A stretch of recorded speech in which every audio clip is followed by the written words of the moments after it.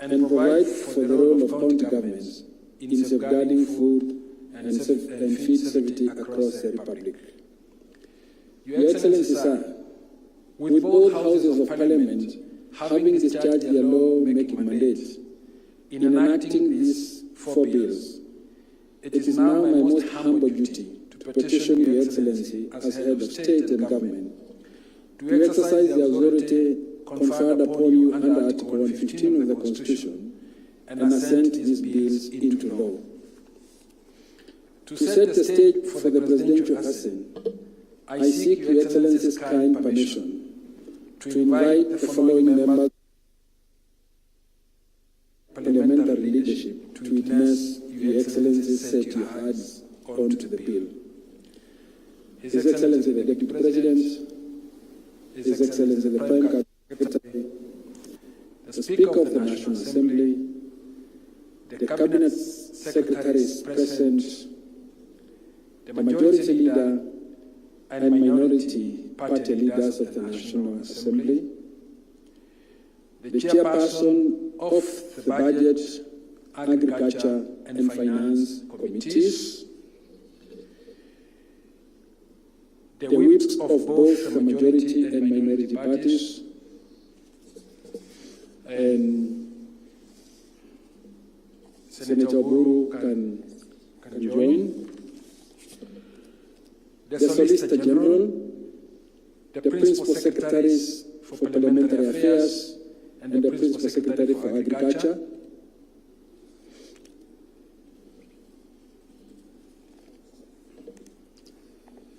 Your Excellency, sir, with your kind permission, I now invite the Clerk of the National Assembly to present the vellum copies of the bill for your consideration and assent.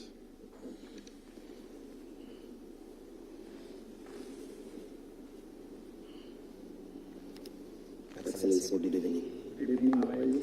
How are you, Excellency? Excellency, I act under the instructions of the Speaker of the National Assembly, placed before you today 6 vellum copies of bills for your assent.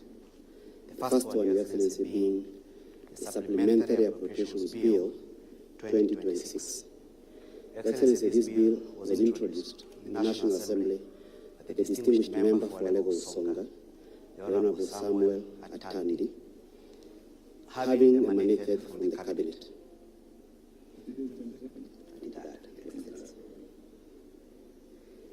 Excellency, this is a modest bill.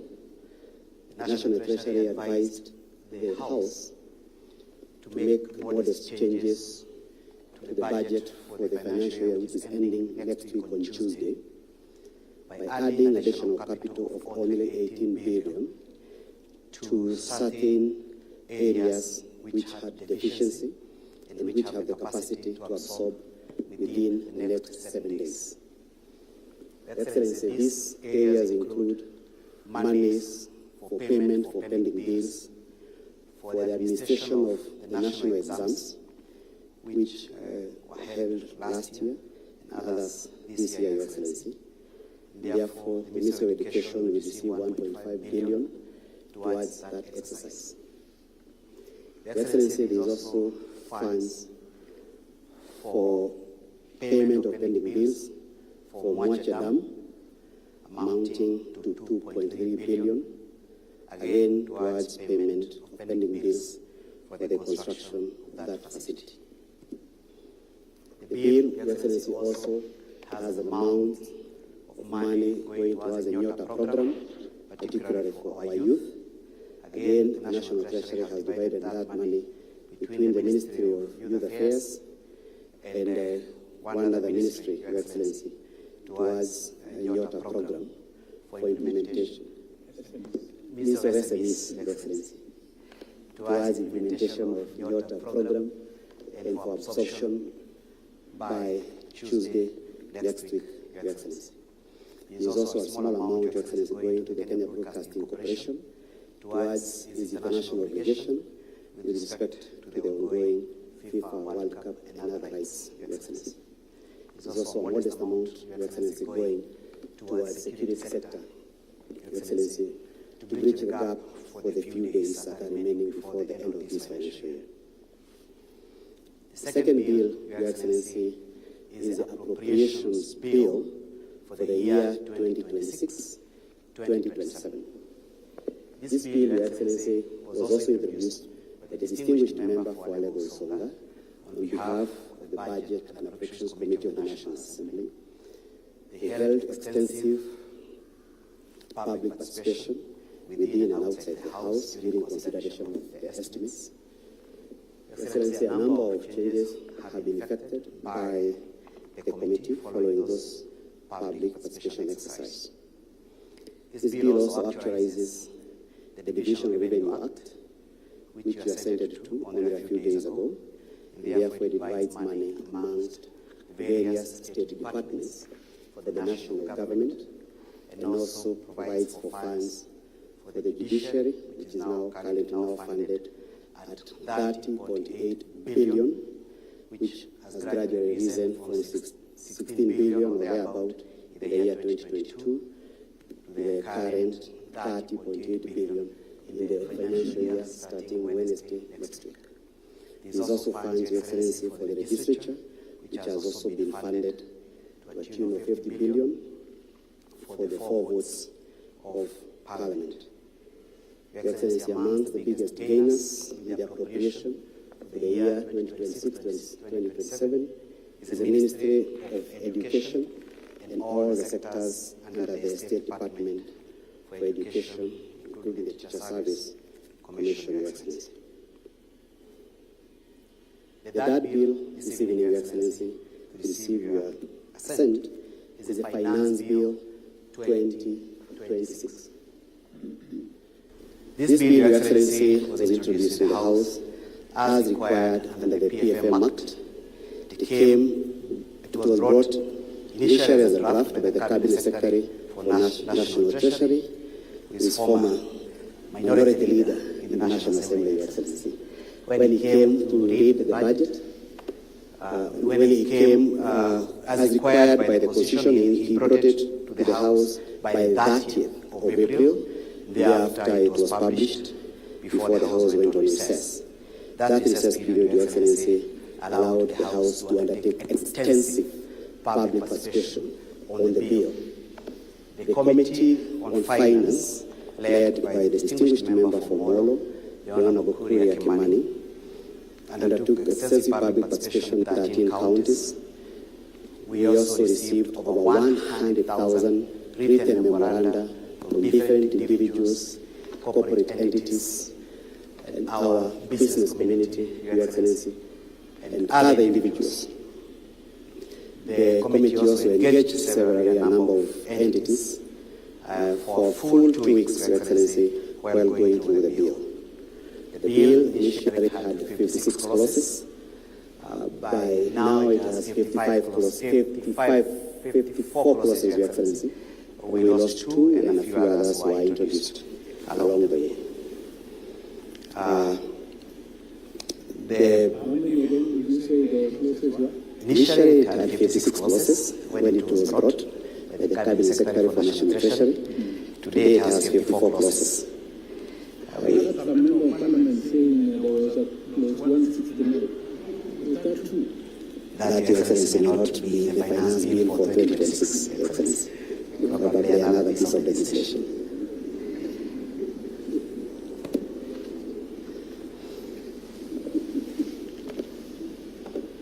So, Your Excellency, after extensive public participation, the committee also initiated a number of changes to this bill, which, Your Excellency, you have been briefed about, and we request that you brief the nation about at the appropriate time.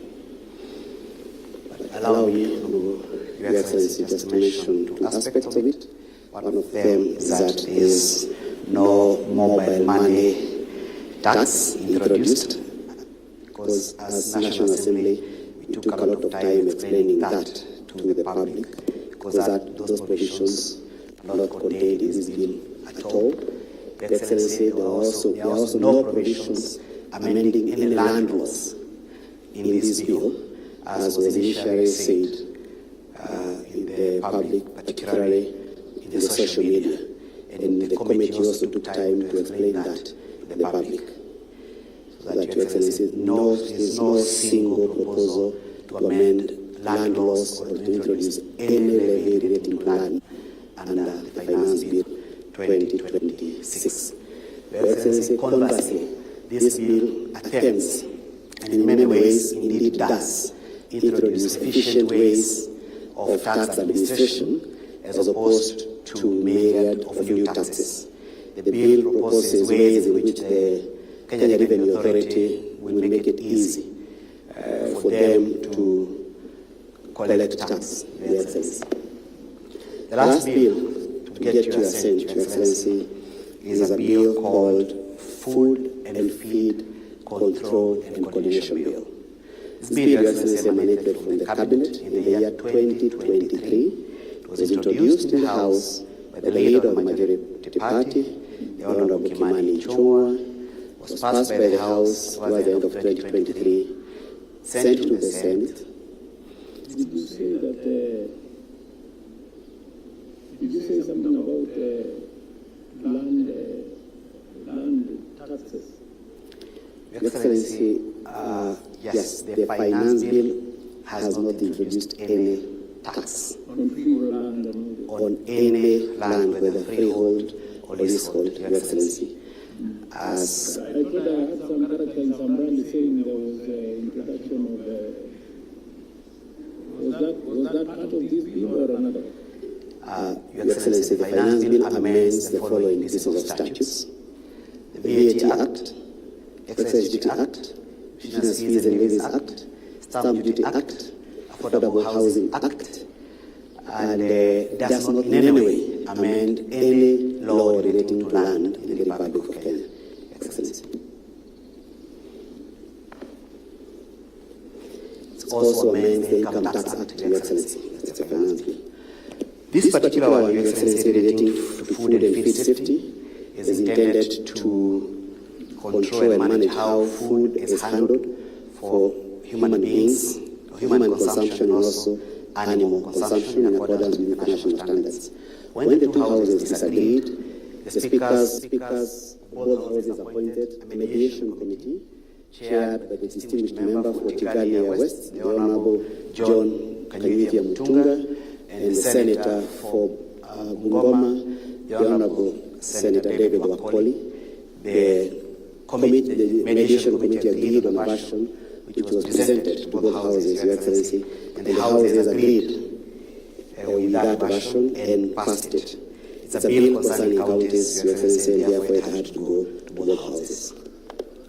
Your Excellency, to give effect to the Supplementary Appropriation Bill and an Appropriation Bill, may I request Your Excellency to now also assent, to now also sign the fresh warrants so as to authorize the Cabinet Secretary for the National Treasury, Your Excellency, to make the necessary drawings from the consolidated fund so that the money can be withdrawn from the fund commencing tomorrow upon publication of the bill, Supplementary Appropriation Bill, into Act, so that the entities listed there can therefore benefit from the 18.2 billion which is contained in the Supplementary Appropriation Bill, which will become an Act of Parliament following assent and publication into law.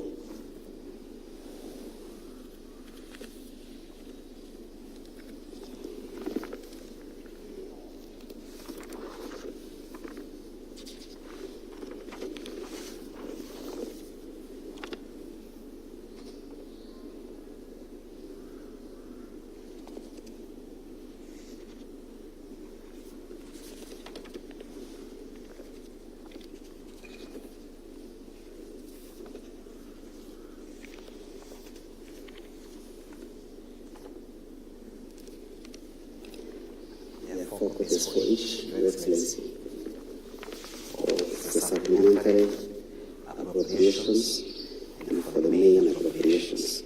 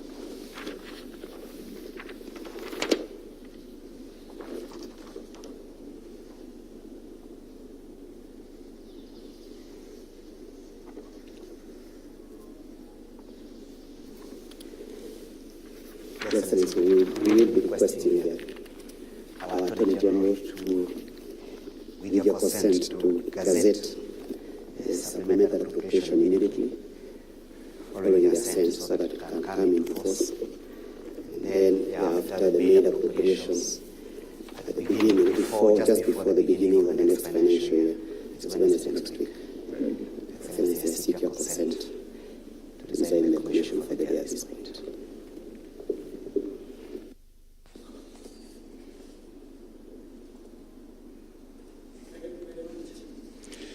With Your Excellency's assent and the sacred trust it carries, the implementation of the administration's plan gains renewed impetus. Your Excellency, sir, I now invite you to hand over the copies of the acts to His Excellency the Deputy President, the Prime Cabinet Secretary, the Cabinet Secretary for National Treasury for implementation, the Honorable Attorney General for publication into law, and to the Principal Secretaries present for implementation. Your Excellency may also graciously present ceremonial copies of the acts to the Speaker of the National Assembly, the leaders of the majority party in both houses of Parliament, and other members of Parliament present, and all esteemed state officials in attendance.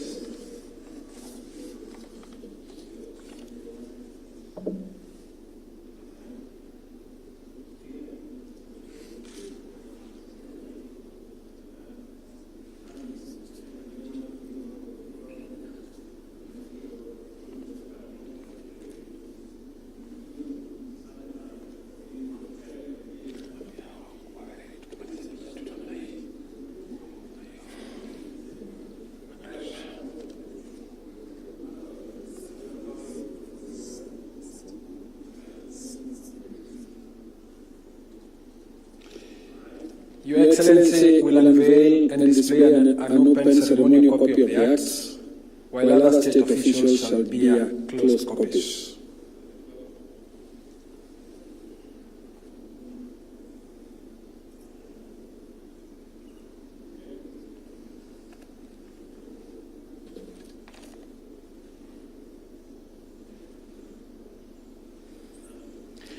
May I now kindly request all members of the Executive and Parliament to resume their seats.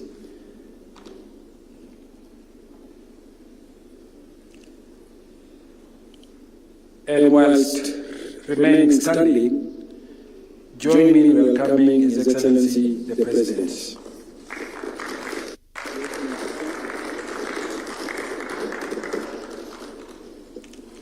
Thank you very much. Please let's take our seats. Ladies and gentlemen, with my assent to the Finance Bill and into Finance Act now 2026 and the Appropriation Bill Act 2026, Kenya now has both the legal framework and the resources to finance its priorities, create jobs, strengthen livelihoods, and invest in the future under the bottom-up economic transformation agenda. Budget is more than an accounting exercise. It is a statement of national priorities. This government serves the ordinary people, the farmers, the border riders, the mama mbogas, the workers, the entrepreneurs, students, and every young person striving for a better future. Let me begin with the Finance Act, which has sparked an important national conversation about taxation, fairness, and development. Before the passage of the bill, Parliament conducted extensive public participation, received submissions from more than 170 organizations, and over 100,000 individual citizens and opened digital platforms for Kenyans to share their views and suggestions. Let me state clearly, this law does not raise taxes on ordinary Kenyans. Instead, it improves fairness by strengthening compliance, closing loopholes, and ensuring that every person and business pays what is lawfully due. We are pursuing tax avoidance, not taxpayers, offshore schemes, not ordinary wages, and leakages, not livelihoods. Contrary to propaganda, misinformation, disinformation, and fake news, the government did not propose any taxes that were largely alleged. Specifically, there was no proposal to introduce taxes on freehold land, or any land for that matter. There was no proposal to introduce taxes on second-hand clothing or mitumba. There was no change to the rental income tax regime as alleged. There was no proposal to introduce tax on bottled water. There is no new tax on M-Pesa or mobile money. The money you send to your family, your business, or your friends will move tomorrow, as it has always done. There is no new tax on mobile phones, airtime, or data. There is no new tax on locally manufactured packaging used for essential products. The Finance Act also supports livelihoods and growth through incentives for motorcycles, electric passenger buses, electric bicycles, solar batteries, and locally assembled mobile phones, making innovation, clean energy, and opportunity more accessible to many Kenyans. To protect our sugar industry, the Act increases duty on imported sugar from Kenya shillings 7 shillings and 50 cents to 40 shillings per kilogram, safeguarding 17 operational factories, sugar factories that is in Kenya, and the livelihoods of 2 million farmers and 10 million Kenyans who depend on the sugar sector. A 6-month tax amnesty. A 6-month tax amnesty will waive penalties and interest on outstanding tax obligations, allowing taxpayers to regularize their affairs while improving liquidity in the economy, in their businesses, and in government.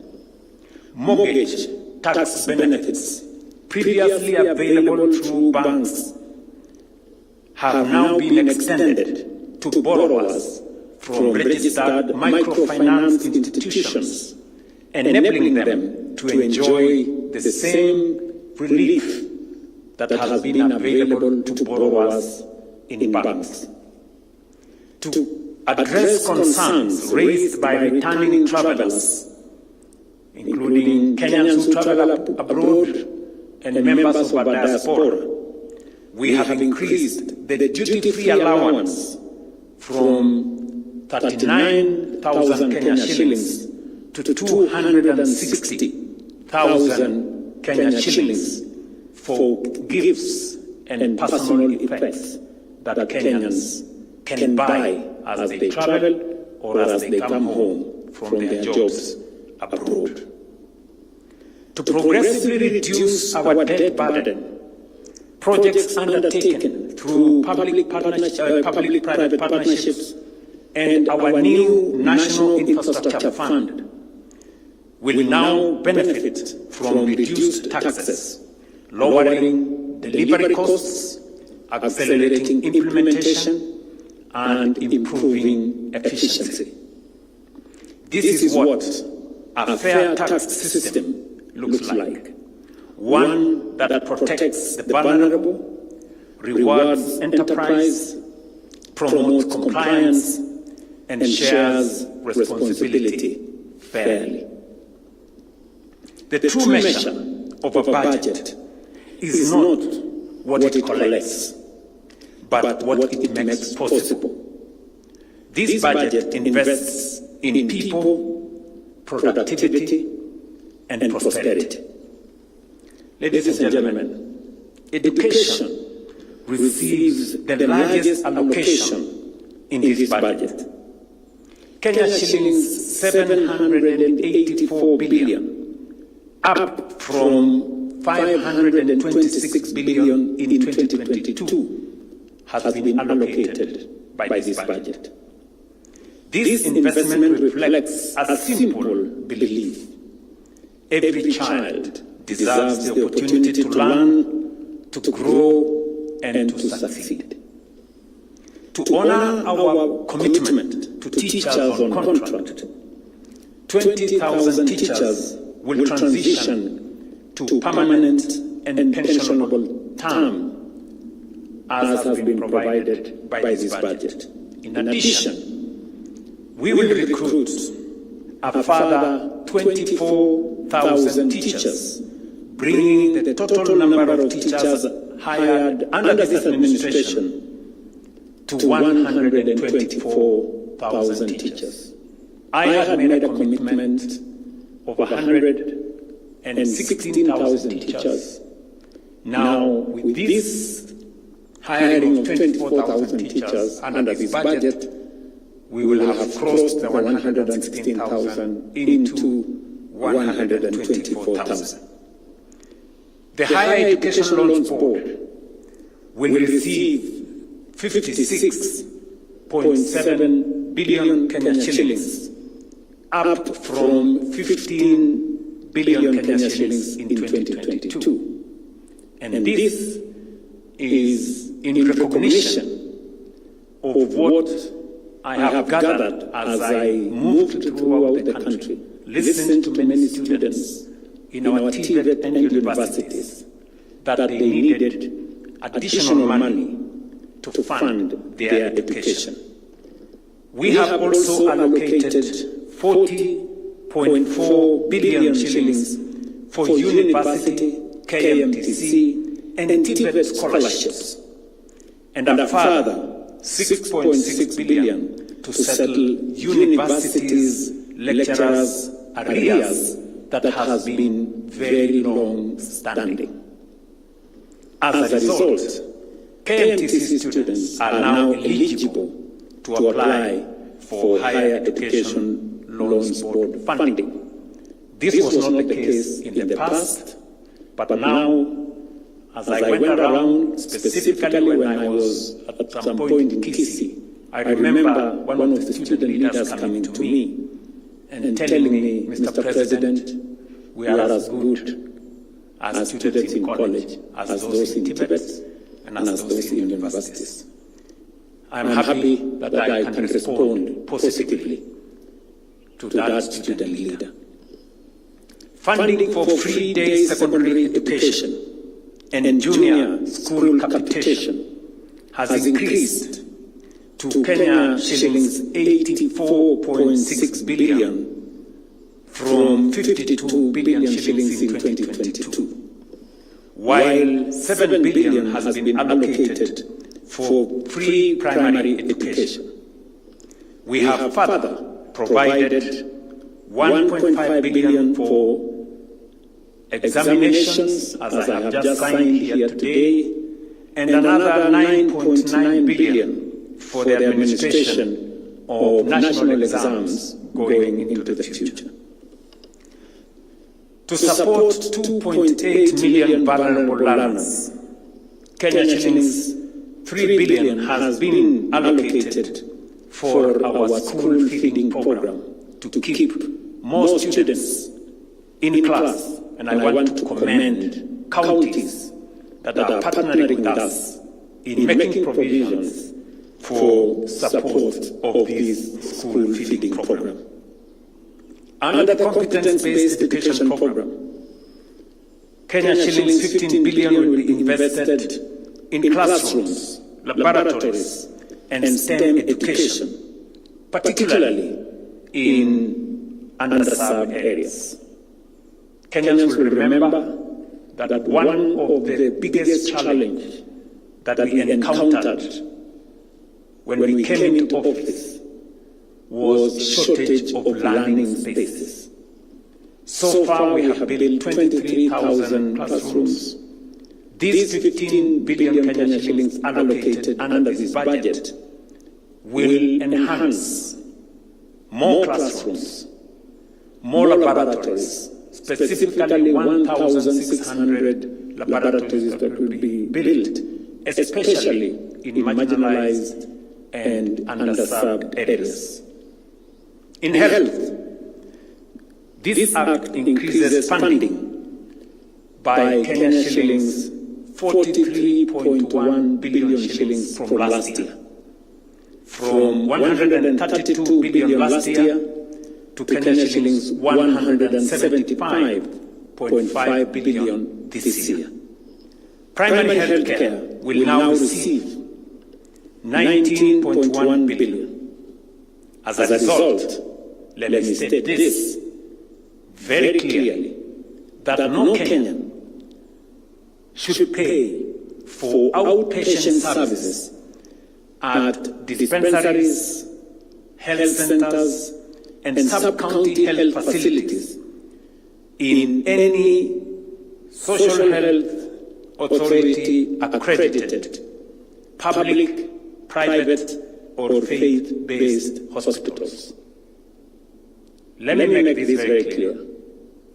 We have had incidences where some hospitals around the country, public, private, faith-based, are charging citizens who go for outpatient services, yet that service has been paid for and provided by the government of Kenya.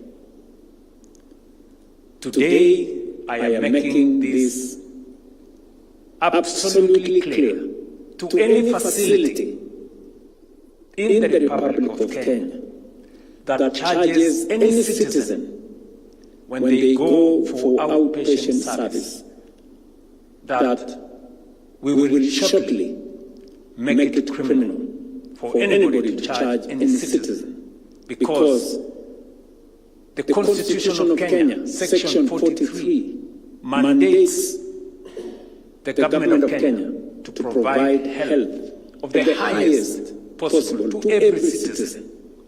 And therefore, with the provision of additional resources in the manner of 19.1 billion, citizens should now be able to go, as they have done, to hospital, consultations, medicine, treatment, and walk away without having to pay.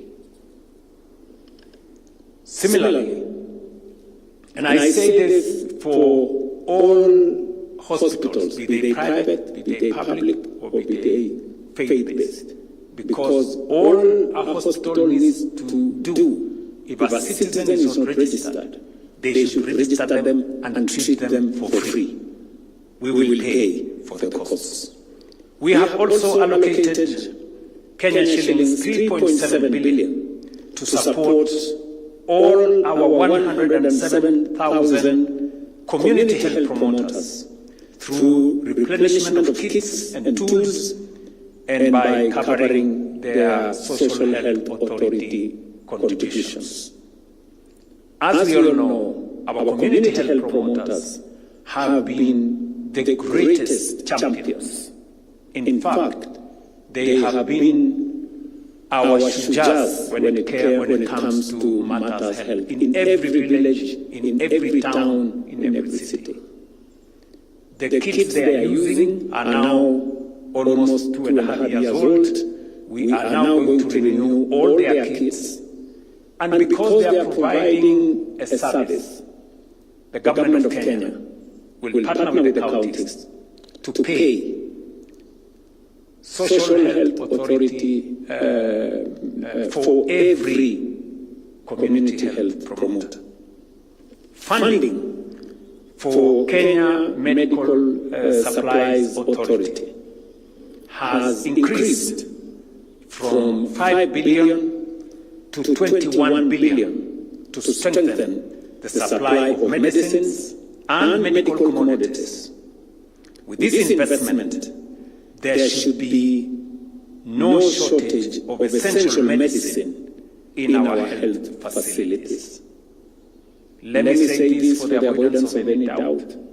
The biggest challenge that citizens have often complained about is the lack of medicine in our health facilities, the Hakuna Dawa issue. Now, with this provision, I am asking all counties and all hospitals in Kenya to make sure that medicine is available in every health facility in the Republic of Kenya. I will convene a health summit within the next 1 month to ensure that we fully realize the benefits of these resources and translate them into improved services for all the people of Kenya. Ladies and gentlemen, agriculture remains the backbone of our economy and the source of livelihoods for millions of Kenyans. Funding for the sector has therefore increased to Kenya shillings 63 billion from 44 billion last year.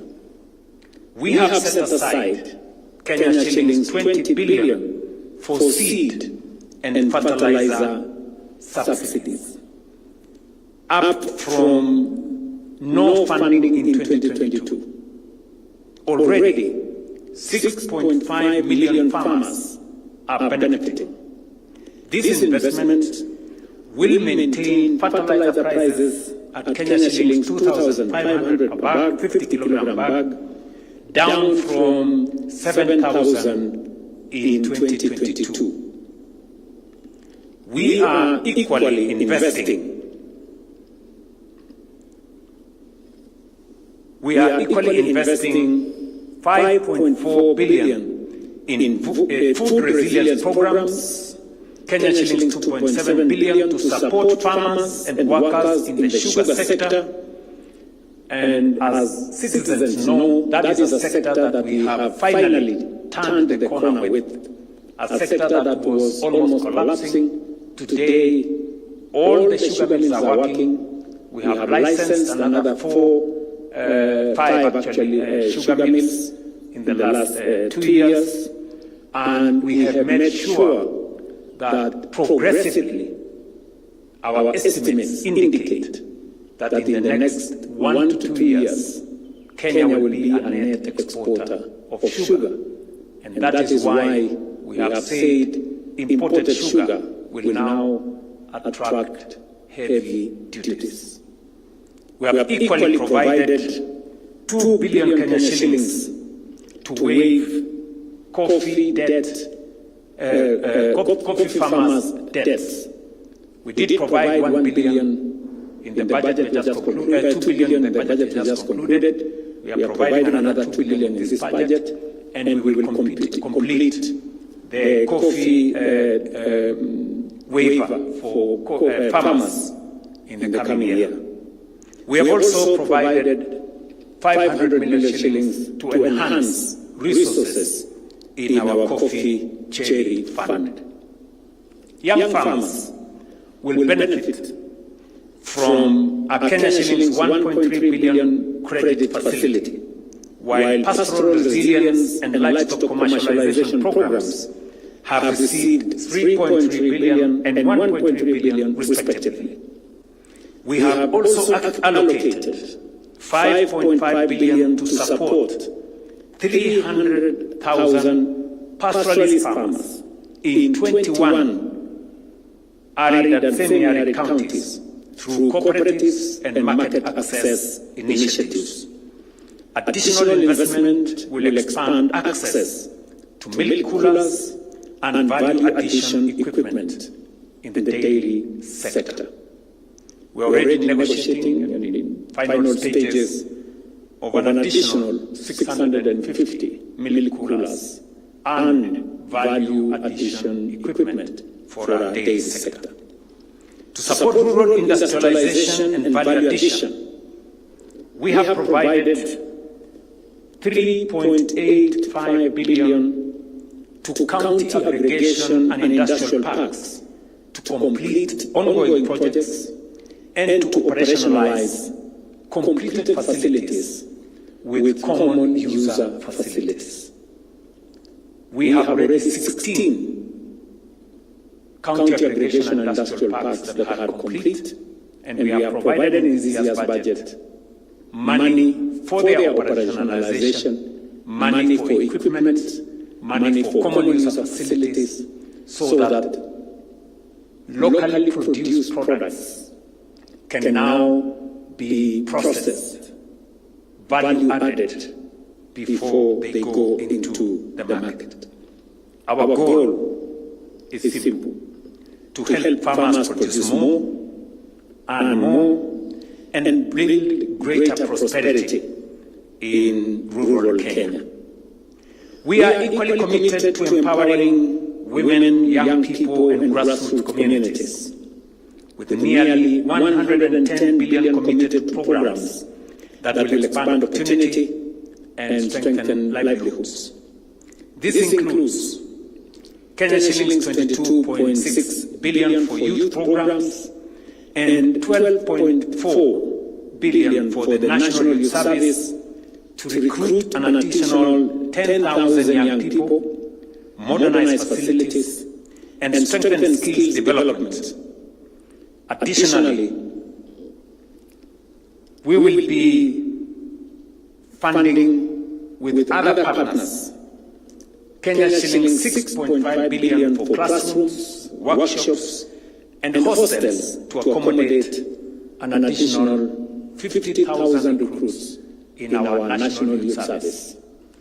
Already, we have provided money for the purchase of 50 graders for the National Youth Service and 50 tippers for the National Youth Service, for them to work with the Nairobi generation and finally for other programs around the country. In addition, 8.8 billion shillings has been allocated for affordable credit to micro and small enterprises. And I just completed a program with Africa Guarantee Finance Fund for them to support this exercise as we work with Kenya Industrial Estates, Kenya Development Corporation, and our MSME sector. Kenya shillings 5.3 billion for the Nyota program, and Kenya shillings 2 billion for paid internship is part of the resources that we have made available. We have also allocated 25 billion for cash transfer benefiting 1.2 million vulnerable households. Kenya shillings 8.9 billion for orphans and vulnerable children. Kenya shillings 4.3 billion for hunger safety net program. Kenya shillings 1.5 billion for persons living with severe disabilities. And Kenya shillings 900 million to support girls' education and dignity. To strengthen grassroots administration, public participation, and access to government services, Kenya shillings 3.9 billion has been allocated for village elders across the country. We realize this is a resource that is often available for grassroots sensitization, grassroots mobilization, creating harmony in our communities, but they have not been recognized in the past. We have now recognized the 100,000 plus village elders who will now be part and parcel of the ecosystem of government delivery. To enhance access to justice and strengthen the rule of law, funding for the judiciary has now increased from 16 billion shillings in 2022 to 30 billion shillings in this budget. Again, it is because of our commitment that funding the judiciary is not just about justice. It is also about development. And this is not a cost to the people of Kenya. It is investment in our development. Affordable housing remains a key pillar of our economic transformation. With 274,000 housing units under construction and more than 640,000 jobs supported directly and indirectly. To sustain this momentum, we have committed 138 billion to affordable housing and urban development. This will finance affordable housing units, our hostels for close to 180,000 students in our universities, in our technical training colleges, in our Kenya medical training colleges, and also to support the construction of markets across Kenya, so that our mama mbogas and all other traders operate in an environment that is conducive, that is hygienic, and that is protected. We are investing in housing, infrastructure, and energy, and the digital connectivity, because growth requires jobs, creates mobility, and also opportunity. Accordingly, 225 billion has been allocated to roads and Kenya shillings 52 billion to transport infrastructure. I did make a commitment that we are going to complete the ongoing 6,000 kilometers of roads in Kenya today. And we are working on other transport infrastructure to support logistics and mobility in our country. This includes 20.8 billion for the extension of the standard gauge railway from Naivasha to Kisumu and onwards to Malaba, and Kenya shillings 4.2 billion for the Dongo Kundu Special Economic Zone, and also an additional 3.8 billion for flood mitigation and emergency preparedness, as we are getting from the weathermen that we might be expecting an El Nino. Reliable and affordable energy remains essential to economic growth and household welfare. We have therefore allocated 34.1 billion to the sector, including 26.1 billion for rural electrification and grid expansion, Kenya shillings 3.7 billion for power generation, and Kenya shillings 3.2 billion for alternative energy technologies. To cushion Kenyans from volatility in the global fuel market, including disruptions arising from conflict in the Middle East, including in Iran, we have set aside 21.5 billion for fuel stabilization and provided seed capital for the establishment of the East African refinery as a mechanism for a long-term solution to challenges that face us in our fuel supply. To strengthen national security and improve operational readiness, 6.5 billion shillings has been allocated for modernization of equipment, transport, and motor vehicle fleet for our police and security agencies. In partnership with other agencies, we are also supporting the delivery of 10,000 housing units for officers in the National Police Service, Kenya Prison Service, and the National Youth Service. The digital economy, where many young people are finding jobs and opportunities, will receive 10.5 billion to do the following. Number one, connect 20,000 public institutions, including schools, hospitals, police stations, to fiber optic. And this will also include the ICT hubs being constructed by our members of parliament.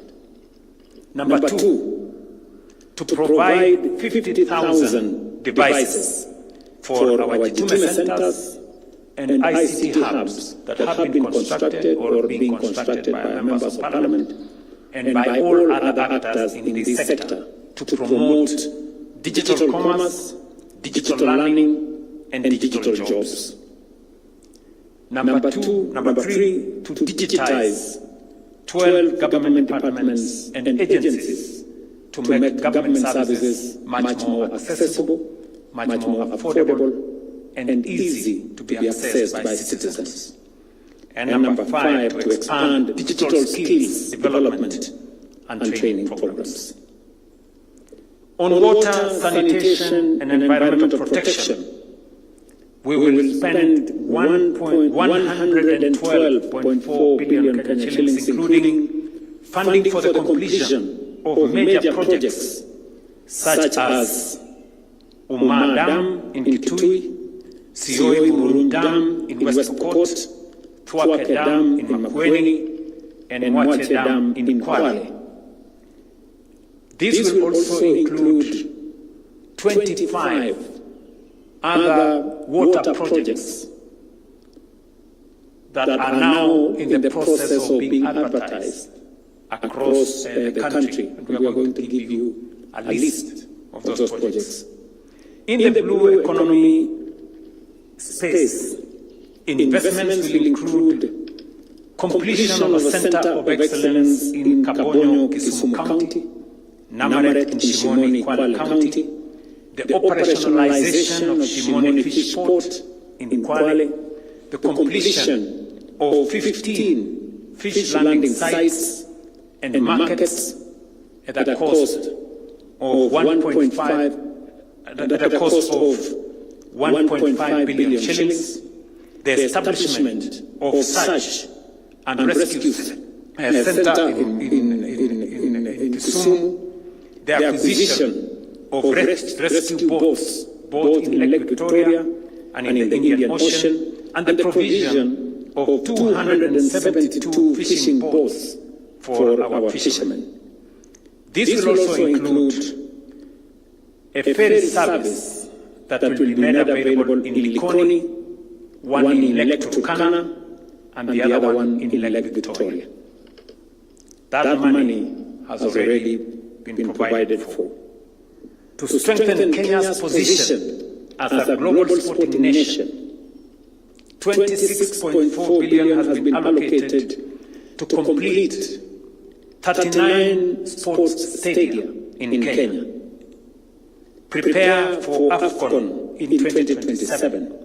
Reward our outstanding sportsmen and women who represent Kenya on the international stage, and support sports competition and tournaments nationwide. We have also allocated 14.2 billion for the completion of the Bomas Convention Center, and we will work with counties to identify and develop signature tourism sites and products supported by marketing initiatives with the aim of moving our tourism arrivals to 5.2 million by 2028 and close to 1 trillion shillings in revenue, up from where we are today. This year, we reached a mark of 2.7 million tourists, and we raised close to 500 billion from the tourism sector. Taken together, these investments reflect a government focus not only on managing the present, but also on building a stronger future. A future with more jobs, more opportunities, better services, and shared prosperity for all of us. Ladies and gentlemen, nation building is work in progress. But I can say with confidence, the foundations are stronger, the direction is right, and the results are becoming increasingly clear and visible. I have said before that Kenya will become a first world nation within a generation. Some hear ambition. I see possibility. Every serious plan must be financed.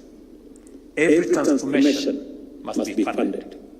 And every national aspiration must be backed by action.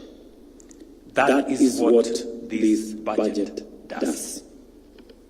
It invests in our children through education, in our families through healthcare, in our farmers through agriculture, in our youth through jobs, enterprise, and skills, and in our future through infrastructure, innovation, and the prudent utilization of public resources.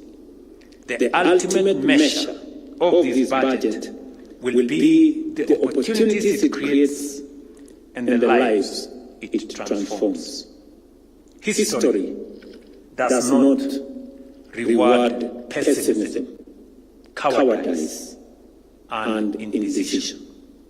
History rewards the courageous, the resilient, the builders, and those who refuse to surrender their future to doubt, division, or fear. That is the task before us. To build a stronger economy, create more jobs, to expand opportunity, to protect the vulnerable, and to ensure that prosperity reaches every part of our republic. I did make a commitment to the people of Kenya that the old exclusive development paradigm is gone. That going into the future, every part of Kenya, irrespective of how they voted, irrespective of who they are, irrespective of the past, will benefit from the development of our nation. And that no part of Kenya, no region of Kenya, no section of Kenya, no community of the Republic of Kenya, no religious persuasion will be left behind, that we are going to move together. Together, we must reject propaganda. We must reject misinformation. We must reject disinformation. We must reject fake news. We must reject insults. We must reject hate. We must reject ethnic bigotry and profiling. And we must reject division. I therefore call upon all Kenyans to remain united, confident, and focused on our shared purpose. Let us continue to work together, to build together, and to move forward together. To every farmer feeding the nation, every entrepreneur building a business, every worker striving for a better life, every young person pursuing opportunity, and every family seeking dignity and security. This budget is yours. The government is working for you, and together we are building Kenya's future. The vision is clear. The agenda is set. The plan is funded and on course. The transformation is happening. And together we are building the prosperous, inclusive, and modern nation that we all deserve. Thank you very much for your attention. Asanteni sana. Okay. Thank you.